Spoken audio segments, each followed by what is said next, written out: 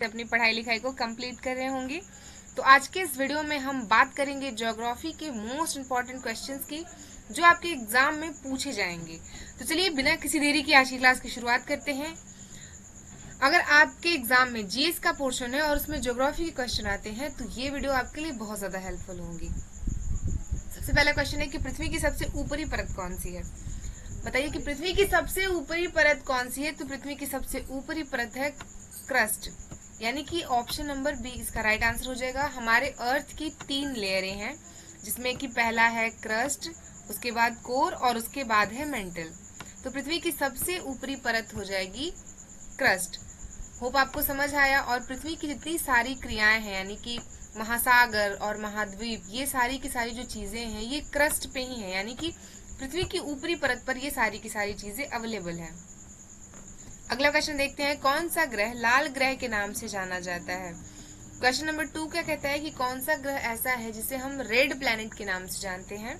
आप बताइए कि क्या होगा, बुध होगा, मंगल होगा, शुक्र होगा या बृहस्पति होगा। हमें पता है कि हमारे सौर मंडल में 8 ग्रह हैं जिसमें से 4 आंतरिक ग्रह हैं और 4 बाह्य ग्रह हैं। इसमें से मंगल ग्रह जो है ये रेड प्लैनेट के नाम से जाना जाता है, यानी कि लाल ग्रह के नाम से जाना जाता है।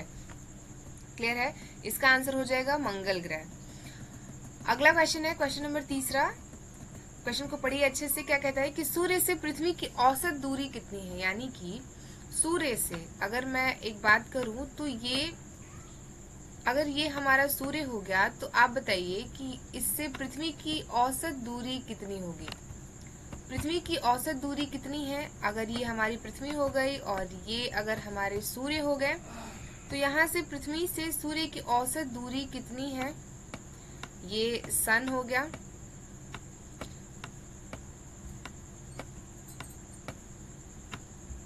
चलिए तो ये अर्थ है। अब सन और पृथ्वी के बीच में औसत दूरी कैसे। पृथ्वी हमारी ऐसे चक्कर लगाती है और जो चंद्रमा है, चंद्रमा हमारे पृथ्वी का एकमात्र उपग्रह है जो कि पृथ्वी के चक्कर लगाता है, यानी कि कुछ इस तरह से चक्कर लगते हैं। ये हमारा सन हो गया, ये हमारी अर्थ है और ये मून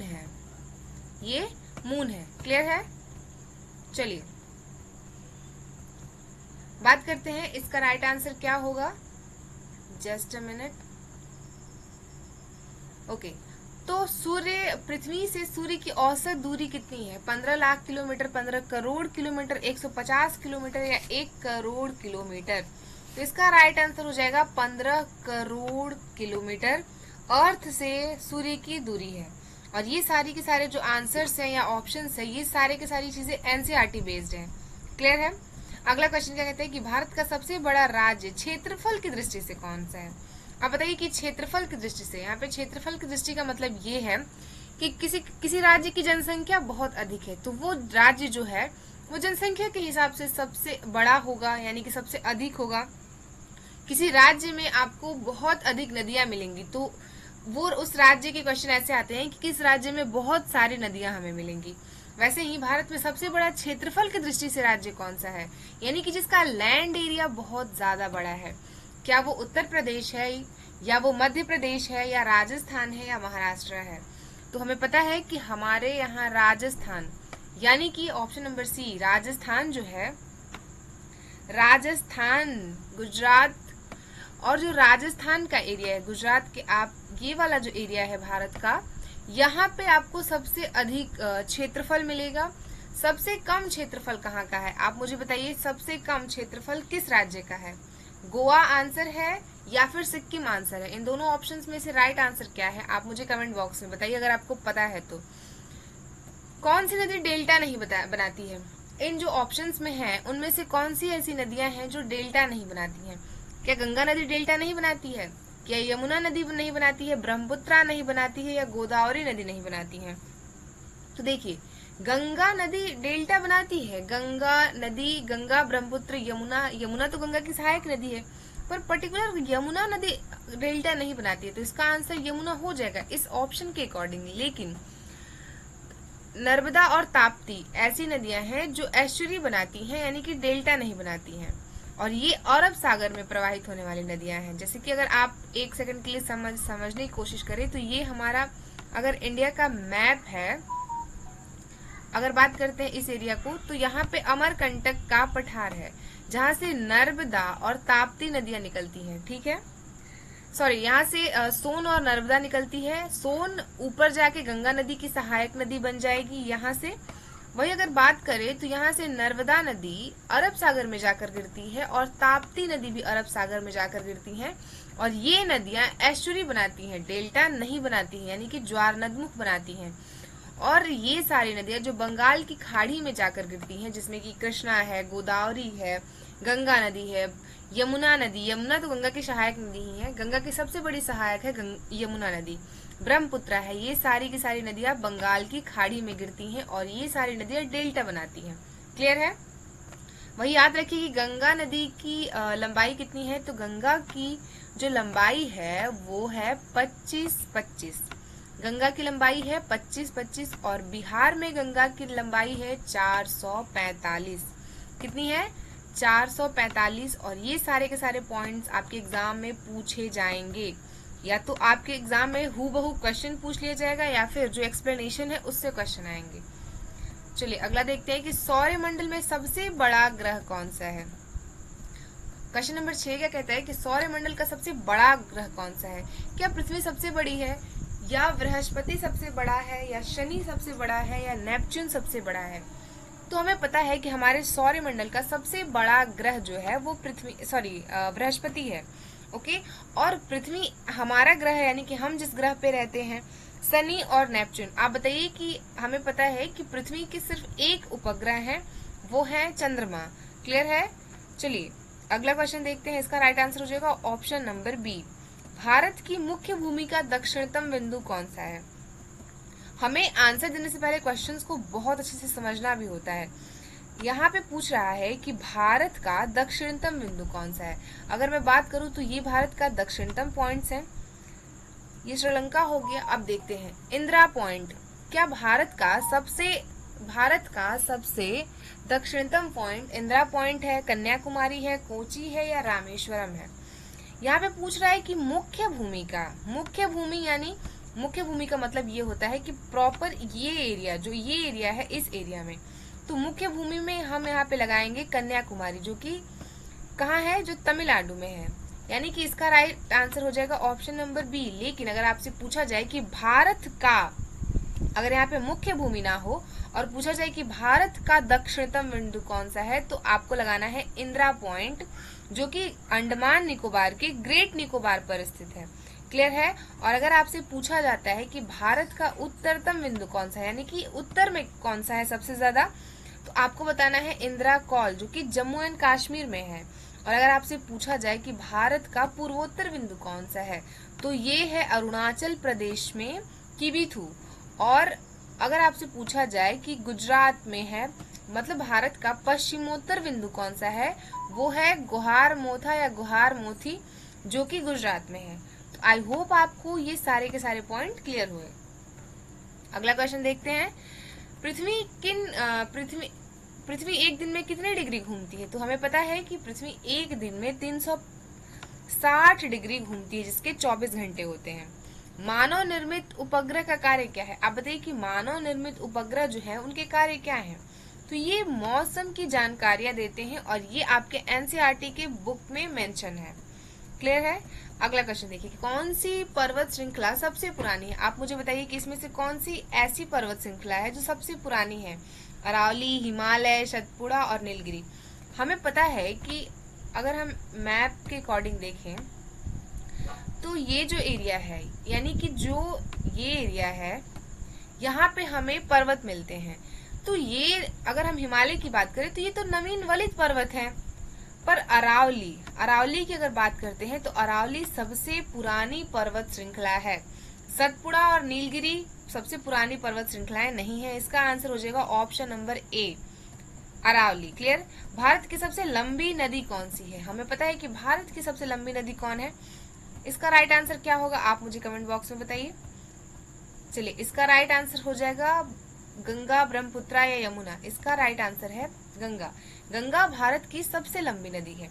देखिए, ब्रह्मपुत्रा नदी के पास भी जलस्तर बहुत ज्यादा है, लेकिन ब्रह्मपुत्रा पूरी भारत में नहीं होती है, वो चाइना के साथ साथ तिब्बत से बहते हुए आ करके वहां अरुणाचल प्रदेश में, मैप के हिसाब से आप समझिए, तो जब वो अरुणाचल प्रदेश यानी कि यहाँ आती है तब वो आकर के भारत में प्रवेश करती है। और असम अरुणाचल में ये दिहांग और उसके बाद ब्रह्मपुत्रा के नाम से प्रचलित होकर आकर के गंगा में मिलती है, और उसके बाद यहाँ पे भारत नहीं विश्व का सबसे बड़ा डेल्टा बनाती है। तो भारत की सबसे लंबी नदी हो जाएगी गंगा नदी, जो कि है 25 यानी कि 2525। आप इसको याद रखिए क्योंकि ये आपके एग्जाम में पूछे जाते हैं। आप प्रीवियस ईयर के क्वेश्चंस उठाकर देखिए, या ये आपके टीआरई में पूछे गए हैं, और आपसे ये भी क्वेश्चन पूछा जा सकता है कि गंगा की बिहार में कितनी लंबाई है। तो याद रखिए, गंगा बिहार में 445 किलोमीटर है। गंगा जो कि गोमुख ग्लेशियर से निकलती है, जो कि उत्तराखंड में है। क्लियर है? अगला क्वेश्चन देखिए, रेगिस्तान की मिट्टी किस प्रकार की होती है? तो रेगिस्तान की जो मिट्टी है वो कैसी होगी? उपजाऊ होगी? बिल्कुल नहीं। कैसी होगी? बलुई होगी? हाँ, हो सकती है। चिकनी होगी? चिकनी मिट्टी कैसी होगी? काली मिट्टी तो होगी नहीं। तो रेगिस्तान की जो मिट्टी है वो बलुई होती है। उपजाऊ मिट्टी तो जलोढ़ है, और जलोढ़ जो है वो उत्तर भारत के मैदानी क्षेत्रों में पाया जाता है। देखिए, यहाँ पे अगर मैं बात करूं तो उत्तर भारत के, अगर ऐसे समझते हैं, मतलब इस क्षेत्रों में पाई जाएंगी उपजाऊ मिट्टी। चिकनी मिट्टी यहाँ पे पाई नहीं जाएगी, और काली मिट्टी इस रेंज में पाई जाती है, यानी कि महाराष्ट्र, गुजरात, मध्य प्रदेश का जो एरिया है, यहाँ पे काली मिट्टी अधिक मात्रा में पाई जाएगी। कर्नाटका के रेंज में, जहाँ ये मिट्टियां जो हैं ये ज्वालामुखी से निर्मित है, जहाँ पे कपास की खेती अधिक होगी, लेकिन रेगिस्तानी क्षेत्रों में बलुई मिट्टी अधिक पाई जाती है। क्लियर? अब आप बताइए मेरे को कि आप एक ये चीज याद भी रखिए कि स्वयं ज्योत मिट्टी काली मिट्टी को कहते हैं। ये भी आपसे एग्जाम में पूछे गए हैं, और काली मिट्टी को ही हम रेंगुर मृदा भी कहते हैं। क्लियर है? हिमालय की सबसे ऊंची चोटी कौन सी है? हिमालय की सबसे ऊंची चोटी कौन सी है? तो नंदा देवी है, धौलागिरी है, माउंट एवरेस्ट है, कंचनजंगा है। हमें पता है कि हिमालय की सबसे ऊंची चोटी है माउंट एवरेस्ट, लेकिन अगर आपसे पूछे कि भारत में हिमालय की सबसे ऊंची चोटी कौन सी है, तब आपको टिक करना है कंचनजंगा। क्लियर है? इसलिए क्वेश्चन को टिक करने से पहले आप उसे पढ़िए अच्छे से। क्वेश्चन कहना क्या चाहता है, क्योंकि हर क्वेश्चन का आंसर उसमें छिपा होता है। मृदा अपरदन किससे होगा? कृषि से, वर्षा से, हवा से, खनन से, भवन निर्माण से। ये सारे के सारे जो ऑप्शन है वो मृदा अपरदन इन द सेंस कि मिट्टी के कटाव के कारण है। लेकिन अगर इसमें से पूछे कि सबसे अधिक मृदा का जो अपरदन है वो किससे होता है, तो वर्षण और हवा से सबसे अधिक मृदा का अपरदन होता है। आंसर नंबर बी इसका एप्रोप्रिएट आंसर है। भारत में सर्वाधिक वर्षा कहाँ होती है? अब आप देखिए, भारत में सर्वाधिक वर्षा जो है वो मानसिन रामा में होती है, हमें पता है।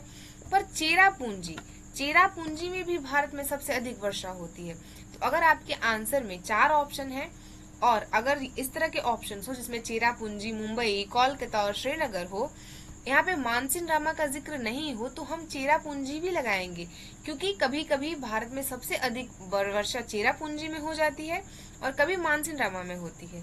क्लियर है? और ये बहुत कम देखने को मिलता है कि दोनों ऑप्शंस दिए हों। अगर दोनों ऑप्शन होंगे तो आपको मानसिन रामा ट्रेक करना है। ठीक है? किसी तरह का दिक्कत नहीं होना चाहिए। वनों की कटाई क्या कहलाती है? अब बताइए कि वनों की कटाई क्या होगी? वनकरण होगा, पुनर्वीकरण होगा, वनों की कटाई हो गया, वनों का संरक्षण होगा। तो वनों की कटाई भाई सिंपल है, वनों की कटाई है, इसका तो सी आंसर हो जाएगा, इसमें तो दिमाग ही नहीं लगाना। पृथ्वी का झुकाव कितना होता है? आप मुझे बताइए कि पृथ्वी का झुकाव कितना है? हमारी जो अर्थ है वो कितने डिग्री झुकी हुई है? तो हमारी अर्थ 23.5 डिग्री झुकी हुई है अपने सरफेस पे। हवा का दबाव किस यंत्र से मापा जाता है? आप इसका आंसर बताइए, ये टीआरई के क्वेश्चंस हैं।